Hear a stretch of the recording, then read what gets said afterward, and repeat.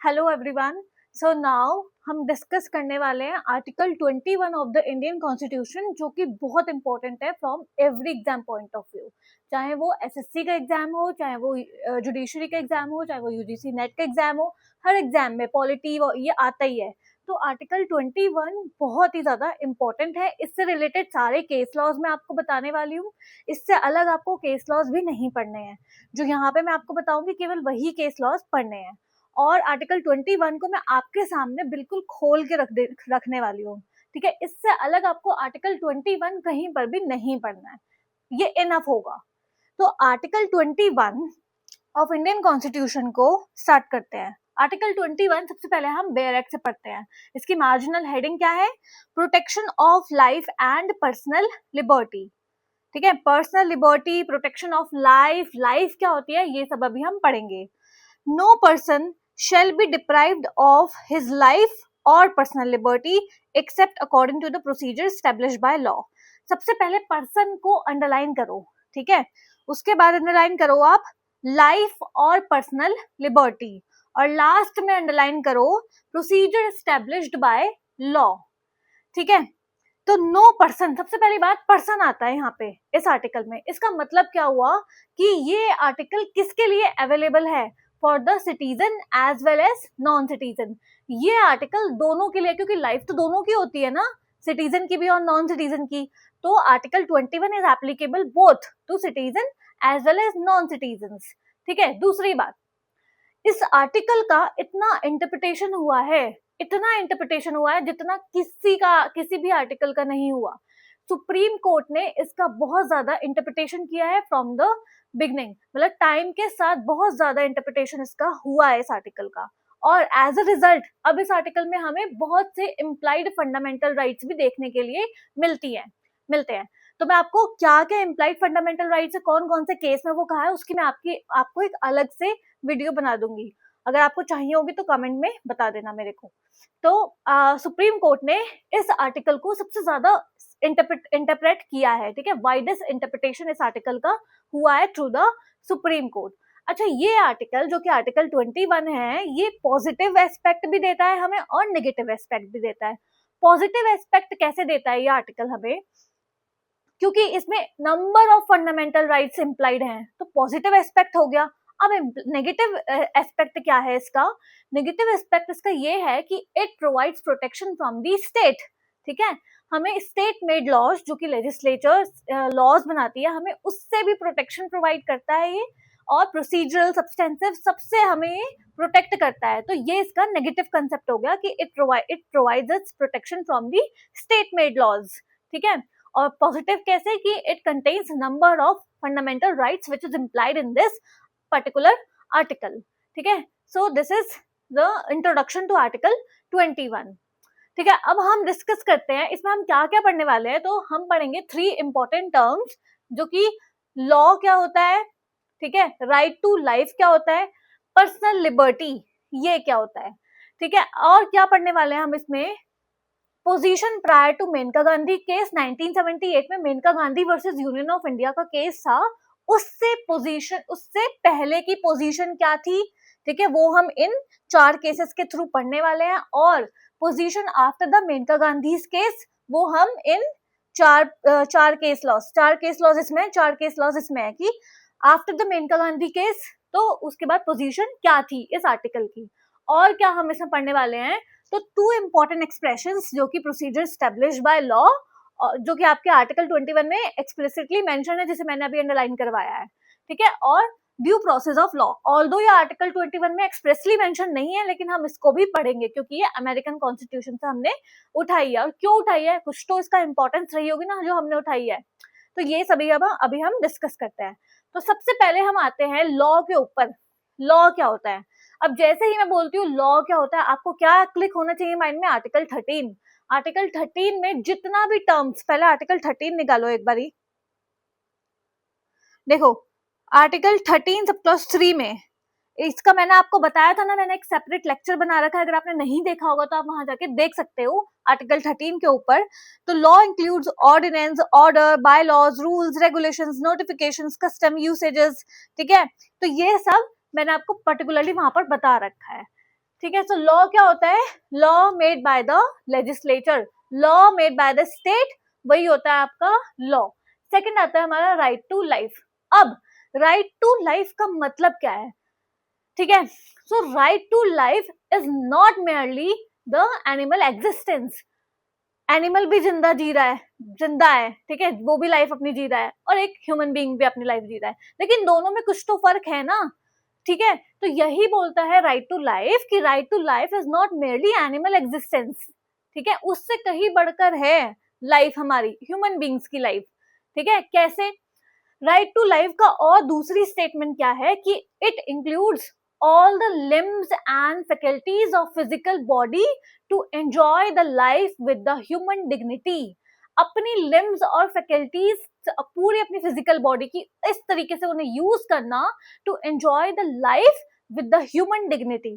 ठीक है, दो स्टेटमेंट मैंने आपको इसके राइट टू लाइफ के बता दिए। अब ये दो स्टेटमेंट पढ़ के आपको क्या समझ में आया कि राइट टू लाइफ जो है हमारा, वो बहुत ज्यादा उसका वाइडर इंटरप्रिटेशन हो रखा है। ठीक है, वो बहुत ज्यादा ऊपर है right to life with the human dignity. केवल राइट टू लाइफ ही नहीं, बल्कि हमें पूरा अपनी जिंदगी जीने का अधिकार है, लेकिन with also with the human dignity. ठीक है, केवल लाइफ जीने का नहीं, ह्यूमन डिग्निटी के साथ जीने का अधिकार है हमें। Second, third one is personal liberty. अब पर्सनल लिबर्टी इससे रिलेटेड, ये बहुत ही वाइडर टर्म है पर्सनल लिबर्टी, इसमें बहुत सारी चीजें इंक्लूड हो जाती हैं। पर्सनल लिबर्टी केवल एक बॉडी की पर्सनल लिबर्टी नहीं है कि मैं यहाँ चली जाऊं तो ये मेरी पर्सनल लिबर्टी, मैं यहाँ चली जाऊं तो ये मेरी पर्सनल लिबर्टी। बहुत सारी चीजें हैं जो इसके अंडर कवर होती हैं पर्सनल लिबर्टी के अंदर। ठीक है, तो ये अभी हम इन केस लॉस के थ्रू अच्छे से और डीपर वे में पढ़ने वाले हैं। ठीक है, पर्सनल लिबर्टी से आपको अभी के लिए केवल इतना तो समझ में आ गया ना कि केवल फिजिकल बॉडी से रिलेटेड नहीं है ये। ठीक है, बहुत ज्यादा वाइडर टर्म है, इसके अंदर बहुत सारी चीजें आती हैं, और वो क्या क्या चीजें हैं वो सुप्रीम कोर्ट ने केस लॉस के थ्रू हमें बता रखी हैं। तो अब हम मूव करते हैं position prior to Maneka Gandhi case. जब मेनका गांधी का केस आया 1978 में, उससे पहले भी तो सुप्रीम कोर्ट था ना, तो सुप्रीम कोर्ट ने उस टाइम पे क्या इंटरप्रिटेशन दी है life, personal liberty, right to life की। ठीक है, तो वो हम पढ़ने वाले हैं। सबसे पहला केस आता है ए.के. गोपालन versus State of Madras 1950। A.K. Gopalan versus State of Madras 1950 was the first case in which Supreme Court interpreted Article 21 of the Indian Constitution। ठीक है, सुप्रीम कोर्ट ने इस केस में ये बोला कि आर्टिकल 21 की जो पर्सनल लिबर्टी है वो कुछ नहीं है, बस वो ये है personal liberty through the physical body, मतलब कि personal liberty of the physical body. मतलब मेरी पर्सनल लिबर्टी बस ये है कि मैं कहीं इधर चली जाऊं, कहीं इधर चली जाऊं। मतलब सुप्रीम कोर्ट ने इस केस में बहुत ही ज्यादा रेस्ट्रिक्टिव अप्रोच अपनाया, बहुत ही रेस्ट्रिक्टिव इंटरप्रिटेशन किया आर्टिकल 21 का, specially relates to the personal liberty. और सुप्रीम कोर्ट ने इस केस में यही बोला कि personal liberty is nothing, it is just the personal liberty of physical body, that is I have the right to move, I have the freedom to move here and there. ठीक है, so this was held by the Supreme Court in A.K. Gopalan versus State of A.K. Gopalan versus State of Madras 1950। ठीक है, now the next case is Kharak Singh versus State of UP 1963। ठीक है, खरक Singh versus State of UP 1963। इस case में supreme court ने ये बोला कि life use in article 21 means something more than the mere animal existence. ठीक है, जो मैंने आपको ये दो चीजें बताई थी ना यहाँ पर राइट टू लाइफ में, सुप्रीम कोर्ट ने इसी केस में वो कोट किया था चीजें। ठीक है, क्या कि right to life is something more than the mere animal existence. और दूसरी चीज क्या बताई थी मैंने आपको, right to life means and includes to use all the limbs and faculties in such a way to enjoy the life with the human dignity. ठीक है, तो ये दो लाइन हमें, ये दो जो स्टेटमेंट थे, ये कौन से केस में बताया सुप्रीम कोर्ट ने, in Kharak Singh versus State of UP 1963। Now the next case is, अच्छा एक बात और बोली थी इस A.K. गोपालन वर्सेस स्टेट ऑफ मद्रास 1950 में, इसमें सुप्रीम कोर्ट ने डॉक्ट्राइन ऑफ एक्सक्लूसिवनेस, ठीक है, इसको अपनाया, मतलब इसको लिखा, डॉक्ट्राइन ऑफ एक्सक्लूसिवनेस इस केस में A.K. गोपालन वर्सेस स्टेट ऑफ मद्रास 1950। और सुप्रीम कोर्ट ने क्या बोला, डॉक्ट्राइन ऑफ एक्सक्लूसिवनेस का मतलब क्या बताया कि article 14 rule of law, article 19 freedoms, ठीक है, और article 21 right to life and personal liberty. ये तीनों जो आर्टिकल हैं, these articles are independent of each other, they are not dependent, they are not the एक एक्सक्लूसिव नहीं है, एक्सक्लूसिव है वो, ठीक है, इंक्लूसिव नहीं है। सुप्रीम कोर्ट ने इस केस में ये बोला, ठीक है। Article 14, 19 and 20, 21 are Article 14, 19 and 21 are exclusive from each other. They are independent from each other. They are not dependent. They are not inclusive of each other.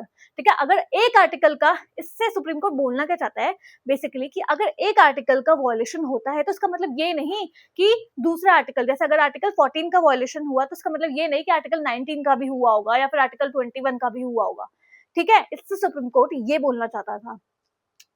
ये मैंने आपको बता दिया। Satwant Singh versus assistant passport officer, New Delhi 1970, ठीक है। तो इस case में राइट टू लोकोमोशन,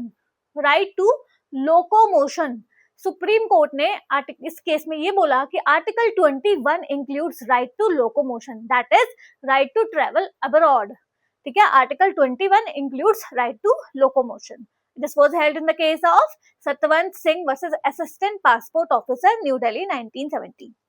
अब आता है आपका मोस्ट इंपॉर्टेंट केस, ठीक है, उसका नाम क्या है, RC Cooper versus union of India 1970। इस केस के बारे में आपने सुना होगा, इसको हम क्या कहते हैं, famously known as bank nationalisation case. इसे लिख लो, RC Cooper versus union of India 1970, famously known as bank nationalisation case. इस केस में सुप्रीम कोर्ट ने क्या बोला, ये बोला इस केस में कि article 14, 19 and 21 are not exclusive, rather they are inclusive of each other, they are dependent on each other, ठीक है। डॉक्ट्राइन ऑफ एक्सक्लूसिवनेस जो कि इस केस में बताई थी, ए.के. गोपालन वर्सेस स्टेट ऑफ मद्रास में, इस केस में सुप्रीम कोर्ट ने उसको बोला कि doctrine of exclusiveness is nothing, बल्कि article 14, 19 and 21 are inclusive of each other. अगर एक राइट का, अगर आर्टिकल 14 का वॉयलेशन हुआ है या 19 का वॉयलेशन हुआ है तो आर्टिकल 21 का होगा ही होगा, ठीक है। So this was held in this case. Now we move towards the position after the Maneka Gandhi's case. अब सबसे पहले हमें क्या, किस केस के बारे में पढ़ना होगा, तो Maneka Gandhi versus union of India 1978, Maneka Gandhi versus union of India 1978, ठीक है। अब इस केस में सुप्रीम कोर्ट ने क्या बोला, Maneka Gandhi versus union of India में supreme Court overruled A K. Gopalan case, ठीक है। ए.के. गोपालन वर्सेस स्टेट ऑफ मद्रास 1950 का केस था, सुप्रीम कोर्ट ने इस केस को ओवररूल किया Maneka Gandhi versus union of India 1978 के केस में। और सुप्रीम कोर्ट ने और क्या बोला इस केस में ओवररूल करके, उसने ये बोला कि the term personal liberty covers a variety of rights, ठीक है। जो पर्सनल लिबर्टी है, इसने ये बोला था ना ए.के. गोपालन वर्सेस स्टेट ऑफ मद्रास में कि पर्सनल लिबर्टी कुछ नहीं है, बस personal liberty of the body है कि I have a freedom to move here and there, ठीक है। तो इस केस में Maneka Gandhi versus union of India के केस में सुप्रीम कोर्ट ने ये बोला कि पर्सनल लिबर्टी बहुत ही ज्यादा वाइडर टर्म है, ये केवल movement of the freely movement of the body, physical body नहीं है, बल्कि it includes the various fundamental rights, ठीक है। और मेनका गांधी केस में सुप्रीम कोर्ट ने चार आपके क्या बताए, चार आपके कंडीशंस बताए, वो कौन कौन सी कंडीशंस हैं वो आप लिखो। First is there must be a valid law, first is, यहां पे लिख देती हूं मैं, there must be a valid law. Second is law must provide the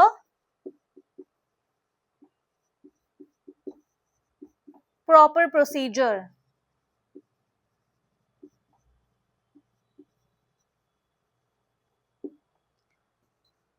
Third one is procedure must be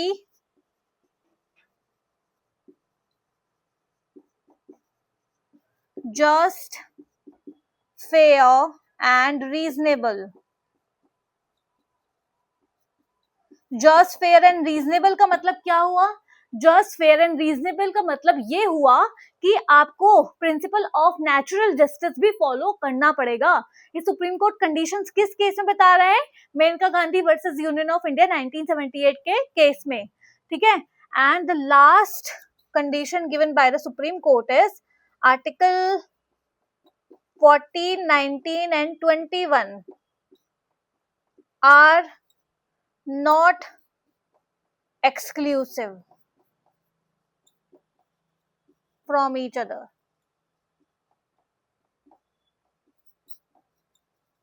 ठीक है, they are inclusive of each other.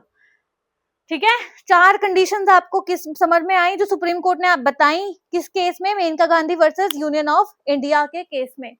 ठीक है, now the second case is Olga Tellis versus Bombay municipal corporation 1986।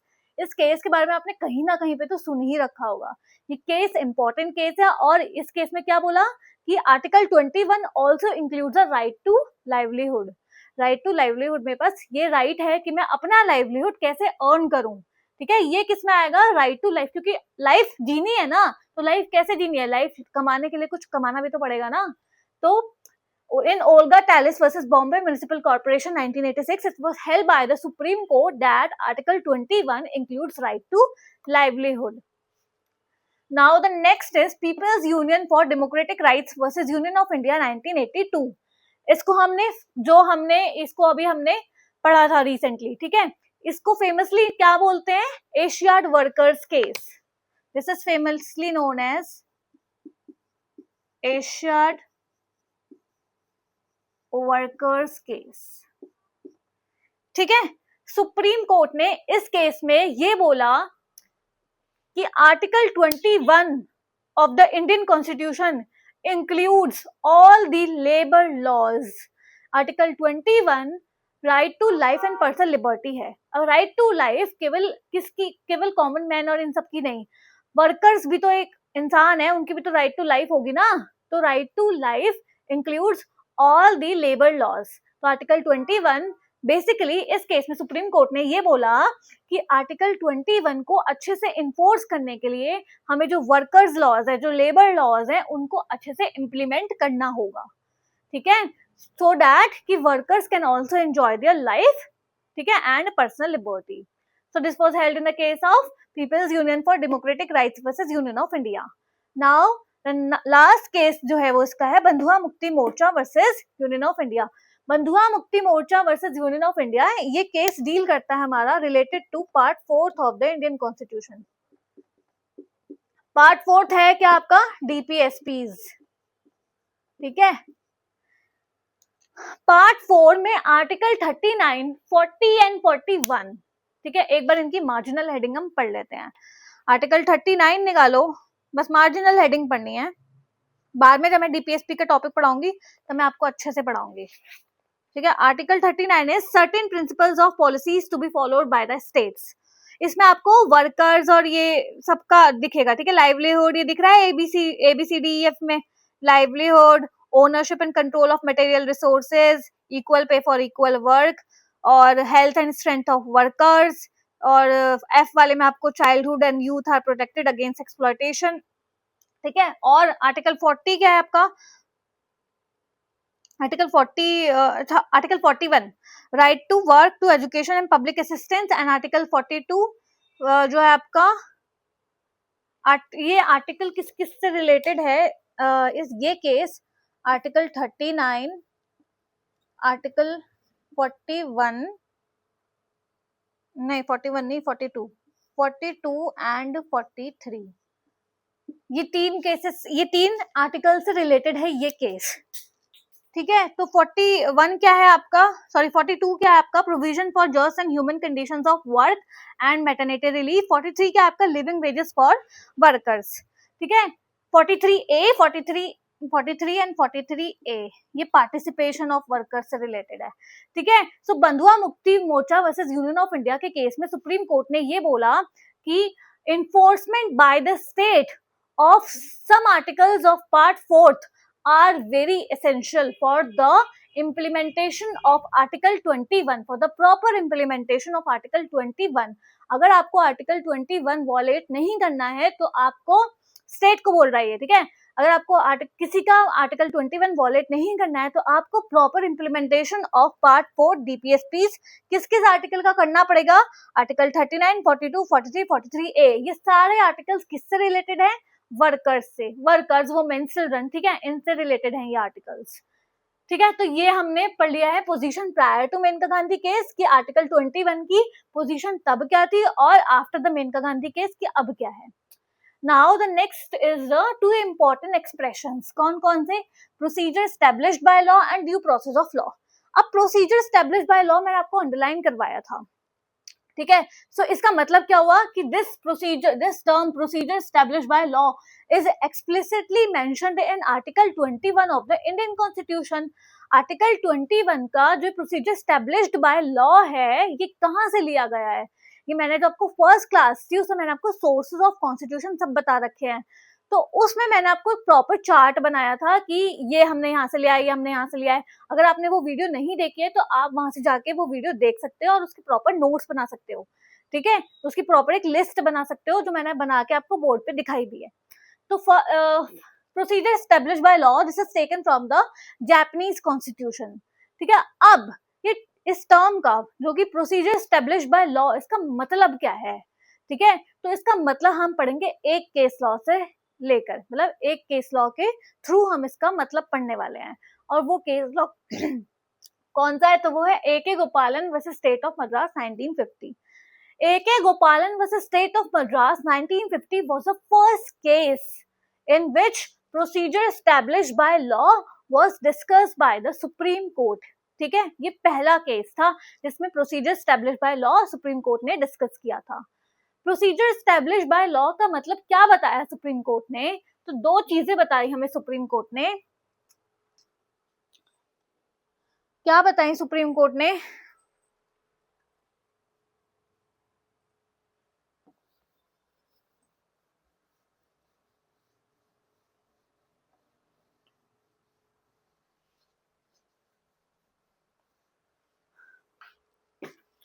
First is state made law, ठीक है। State made law का मतलब क्या हुआ कि प्रोसीजर एस्टेब्लिश्ड बाय लॉ, तो कौन सा लॉ प्रोसीजर को एस्टेब्लिश करेगा और कौन से प्रोसीजर की बात चल रही है यहाँ पे, तो एक जो भी लॉ बनेगा स्टेट मेड लॉ, तो मतलब लेजिस्लेचर लॉ बनाएगी। अब ये जो लेजिस्लेचर लॉ बनाएगी ये एक प्रॉपर प्रोसीजर के थ्रू ही चलना चाहिए, जैसे लॉ बनता है, ऐसे नहीं कि उल्टा सीधा कुछ भी लॉ बना दिया, ठीक है। एक प्रॉपर प्रोसीजर होता है कि पहले हमें ये करना है, फिर ये करना है, फिर ये करना है, ठीक है। पहले जैसे बिल होगा, फिर ऐसे ऐसे करके, तो एक पूरा प्रोसीजर लॉ बनाने में अच्छे से पूरा प्रोसीजर को फॉलो करना चाहिए, ठीक है। So this is the first, जो कि हमें किस केस में बताता है, A.K. गोपालन वर्सेस स्टेट ऑफ मद्रास में, कि प्रोसीजर एस्टेब्लिश्ड बाय लॉ का मतलब क्या है। सबसे पहले हम लॉ का मतलब डिफाइन करते हैं कि स्टेट मेड लॉ, कि स्टेट ने एक लॉ बनाया हो, और secondly follow the proper procedure, ठीक है। वो लॉ को एक प्रॉपर चैनल में, ठीक है, ये चैनल है मतलब लॉ का, तो वो लॉ प्रॉपर चैनल से आया हो, ठीक है, तो that is the proper procedure established by the law, ठीक है। और थर्ड आता है हमारा ड्यूली इनेक्टेड लॉ, इसका मतलब तो यही हो गया ना, फॉलो द प्रॉपर प्रोसीजर। तो अब जिसने जो भी लॉ एक प्रॉपर प्रोसीजर फॉलो करके आया है, ठीक है, तो वो ड्यूली इनेक्टेड लॉ हो गया, मतलब कि उसका इनेक्टमेंट एकदम ठीक हुआ है। तो थर्ड जो है इसी से रिलेटेड है, वो की है जो कि है ड्यूली इनेक्टेड लॉ, ठीक है। अब ड्यूली इनेक्टेड लॉ के भी दो चीजें हैं, क्या क्या है ड्यूली इनेक्टेड लॉ, कौन कौन से होते हैं। एक तो पहला है आपका competency of the legislature, competency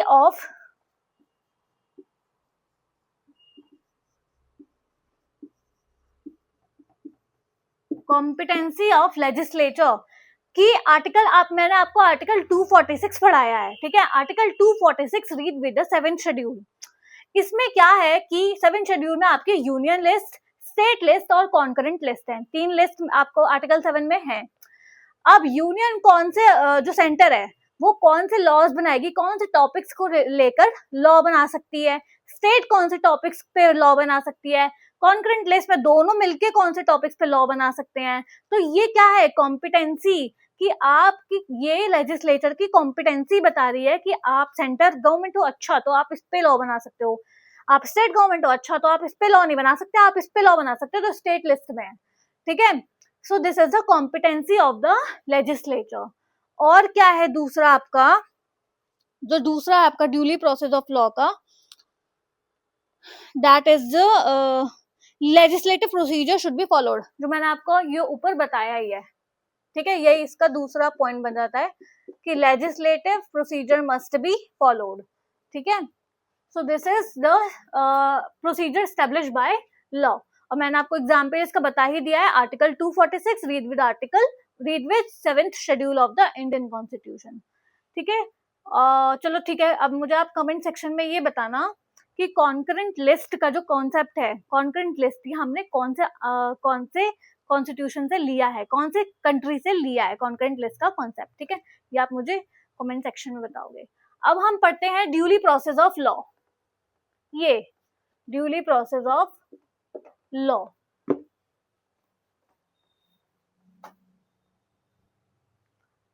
ठीक है। ड्यूली प्रोसेस ऑफ लॉ, सबसे पहली बात ये अमेरिकन कॉन्स्टिट्यूशन का कॉन्सेप्ट है, अमेरिकन कॉन्स्टिट्यूशन का कॉन्सेप्ट है। ये आर्टिकल 21 में, this is not expressly mentioned in article 21 but rather this is impliedly mentioned in article 21 of the Indian constitution. अब ड्यूली प्रोसेस ऑफ लॉ, इससे मतलब आपको सबसे पहले कहाँ जाना है, जुडिशियल एक्टिविज्म में।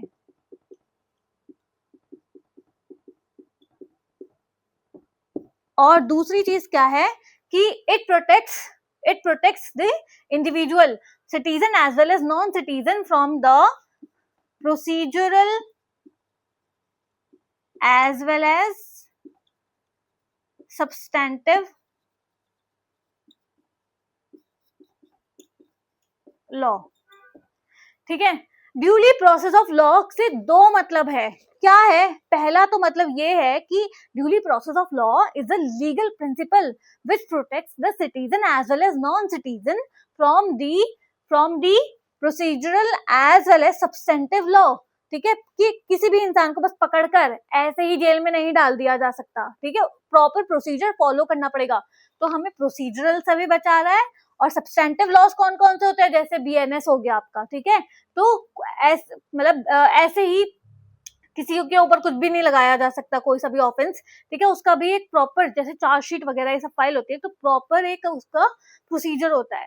तो सब्सटेंटिव लॉ का भी प्रॉपरली वो होना चाहिए, ठीक है। सो ये आपको ड्यूली प्रोसेस ऑफ लॉ ये है। और secondly due process of law आपको क्या बताता है, judicial activism. Due process of law gives birth to the judicial activism. Judicial activism का मतलब क्या होता है, अब judicial activism means proactive role played by the judiciary in order to protect the rights of the citizens as well as non-citizens, ठीक है, rights of any person, proactive role played by the judiciary in order to protect the rights of the persons, ठीक है। So this is the judicial activism। अच्छा, अब मैं आपको अगर judicial activism का एक एग्जाम्पल दूं तो PIL, ठीक है, PIL, सबसे पहले ये बताओ कि कौन से केस में फॉर्मली PIL को एक्सेप्ट करा गया था, तो वो केस था SP Gupta versus union of India, ठीक है। और कौन से जस्टिस ने किया था, तो जस्टिस PN भगवती और justice Krishna Iyer. Justice PN Bhagwati was considered as the father of the PIL। आप मुझे कमेंट सेक्शन में ये बताना कि मदर ऑफ PIL किसको बोला जाता है, ठीक है, तो ये आप मेरे को बताओगे। तो PIL का पहले क्या था, लोकस स्टैंडाई का कॉन्सेप्ट था हमारे जुडिशियल सिस्टम में, मतलब जिसका राइट वॉलेट हुआ है केवल वही जा सकता है कोर्ट में। अब क्या कॉन्सेप्ट आया हमारा SP Gupta versus union of India के केस से, PIL का कॉन्सेप्ट आया, पब्लिक इंटरेस्ट लिटिगेशन। इसका मतलब कि अगर मान लो कि मेरा राइट वॉलेट नहीं भी हुआ है तो भी मैं PIL डाल सकती हूँ कि मेरे को ये प्रॉब्लम है, लोगों के साथ ऐसा हो रहा है, ठीक है, तो मैं PIL डाल सकती हूँ। सो ये हमारा क्या हुआ, जुडिशियल एक्टिविज्म का ही तो रोल देखने को मिल गया ना आपको यहाँ पे, ठीक है। So this is the epistolary proceedings. आप जानते होंगे क्या है एपिस्टोलरी प्रोसीडिंग्स, ये एक कॉन्सेप्ट है।